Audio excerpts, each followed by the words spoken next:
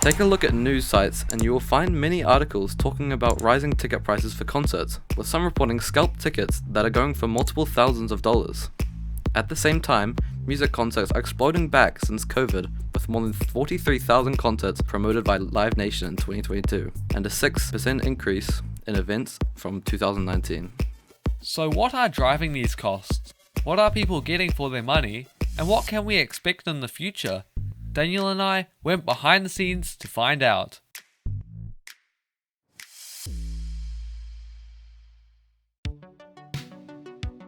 Ticket prices globally have almost always been increasing at a regular rate, but recently prices have jumped significantly, especially for major shows.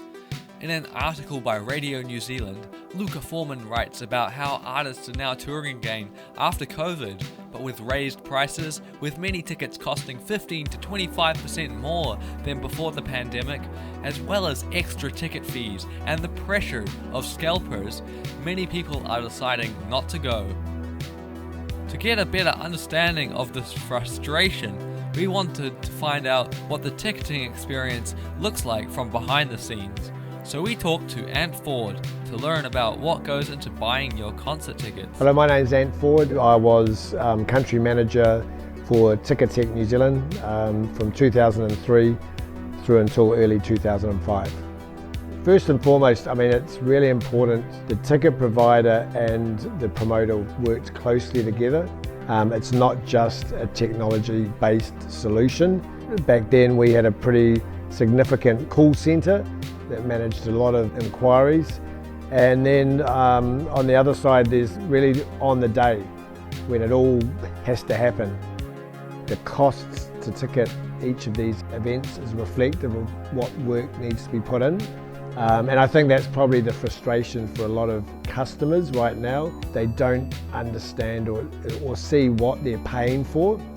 There's certainly a lot more to it than kind of meets the eye as you buy your ticket.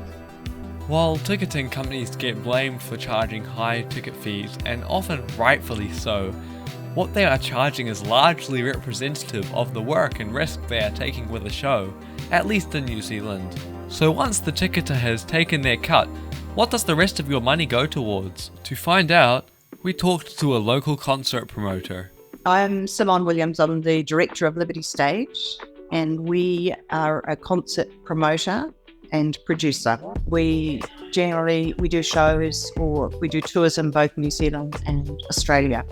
You have your budget and you're working out, okay, I've got this much to spend. So you've got to those artists and musicians, costs have to fit within that. And of course they're rehearsing. So there's all sorts of costs involved with that. And then you've got your marketing costs.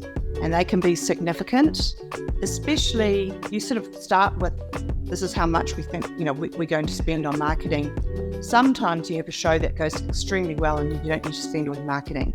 That's rare. It's a big bonus when you don't have to spend that much money. Often you're spending exactly what you put in the budget, where you may have to spend a little bit more if the event is, if the concert's proving to be slow to sell. So that's just something that you have to weigh up. So you're looking after all of that promotional side of things. And at the same time, as you start to go along, you're then working with production. So that's your lighting guys, your sound, your touring party, and your venues. Of course, you need to secure a venue. The extent of the people involved and getting the lighting up and the equipment that's got to come in. It's, you've got massive trucks, all of this audio equipment coming in, all the monitors, and it's a huge, you can see the money. They're good companies that we work with, so they're always updating the product as well. So that comes at a huge expense to them. We're paying a significant amount of money for that product. But it costs that much. I don't think anyone's making huge amounts of money in that area. As Simone mentioned, there are a number of departments that make up a show, including audience front of house, sound and lighting, and sometimes AV or live streaming. We talked to them to find out what the daily work looks like. So I'm Alex Smith. I am the Business Services Lead in the Venue Planning team here at Auckland Live and Conventions. I've been here for about 7 years, working across front of house, ushering, bar attendants, booking, a variety of different teams. Event supervisors, our role is to look after front of house staff, and the front of house staff are the ones on the front line in the customer service roles. When you walk through the door, they're the ones who will greet you, scan your tickets, show you to your seats, serve you at the bars. What is it like working in audience front of house? Oh, it's great. I mean, I've always been, I always did like drama and stuff in high school, and I loved being part of putting on a production. Suddenly got to a point where I realised I didn't like being on stage, but instead liked being the bigger part of the events industry. And so being an usher, it's like, you're such a small piece in putting together this one big event, but it makes such a big difference for all the audience that's coming in and coming to the show. Hi, I'm Damon Newton. I'm the account manager for Auckland Live Venues, focusing mainly on concerts. Yeah, so I went to SAE in Parnell, which was a sound course, and then that also was playing in bands. So that led me to getting some casual work as a sound engineer at the ATS Centre, and then I kind of stuck around for a while and became the head of the sound and vision department. And then moved on to account managing roles. Yeah, this is the sound and lighting control room for the town hall. So on the left here we have the lighting desk, and on the right we have the sound control desk. And as you can tell from the sound control, you can't actually see the stage. So we have a little monitor here with a camera on the stage.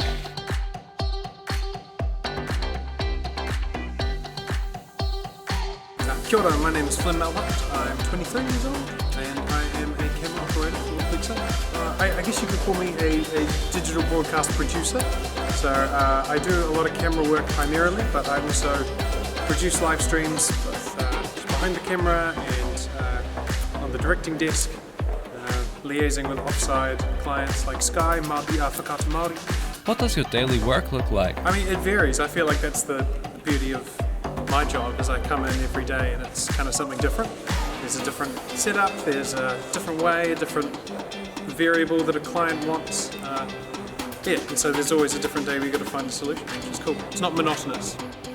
The production staff of a concert is made up of a large crew of talented and specialised people. The ever-changing nature of concerts and events means people involved do a wide variety of work, and that variety is largely what attracts people to the industry. This shows the kind of work that goes into a concert on the production side, and what your money is going towards. I think we've had quite a few challenging years, especially with COVID and actually not being able to host a lot of events during that time. But definitely every time the lockdown's finished, we've bounced back. There's been different restrictions and requirements, mask wearing, social distancing. Us as an industry have adapted to that really well. Everyone wants the show to go on. So despite all those sort of challenges, everyone adapted to that quite quickly. And I think over the next few years, our challenges are still just building back up those audience numbers, getting people comfortable with returning back to public events and being around a whole bunch of strangers. I had started working here in front of house while I was at university, so it was just a casual job on the side, but I fell in love with the events industry, and kind of once I left university I just continued working, did a variety of different events, and even though I tried to do other roles like outside of the events industry, I found that this is kind of where I want to be, where I want to progress my career, and so came back. I've always loved live, just things happening live. So capturing live moments is really awesome for me, and capturing like the best of live moments. We initially thought that concert tickets were overpriced, but after learning all that goes into a show, we realized the value you're getting. It's incredible we can have shows as we have them today, and it's thanks to the amazing people like the organizers, the technicians, the front of house staff for making it happen. So next time you go buy a ticket or see a concert, take a moment to think about all the amazing people that help make it happen.